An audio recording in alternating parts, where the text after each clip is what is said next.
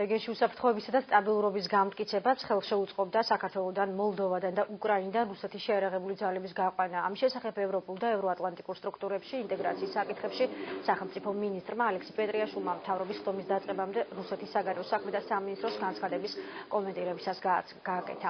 რუსეთის საგარეო საქმეთა სამინისტროს განცხადებით ნატოს ინტერესების გათვალისწინებით საქართველოში ნატოს ინფრასტრუქტურის განთავსება საფრთხეს შეუქმნის კავკასიის რეგიონში იმ სტაბილურობას, რომელიც ახლა ყალიბდება. რუსეთთან ურთიერთობების საკითხებში პრემიერ-მინისტრის სპეციალური წარმომადგენლის დურა ბაბაშიძის განცხადებით კი საქართველოს თანამშრომლობა ნატოსთან არანაირ საფრთხეს არ უქმნის რეგიონულ უსაფრთხოებას.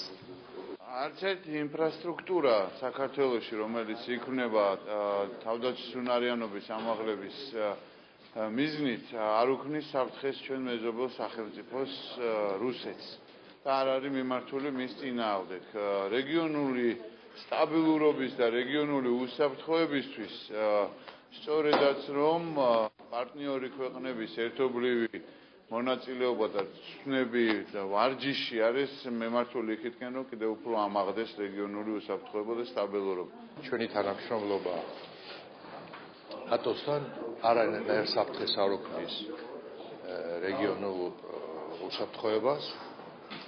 რეგიონულ უსაფრთხოებას უპირველესად აზარალებს და სერიოზულ პრობლემებს უქმნის მოუგვარებელი კონფლიქტები და სწორედ ამაში ვხედავთ ჩვენ რუსეთის როლს, თუ კი მას აქვს სურვილი პოლიტიკური ნება, რომ ნაბიჯ-ნაბიჯ დავიწყოთ კონფლიქტების მოგვარება.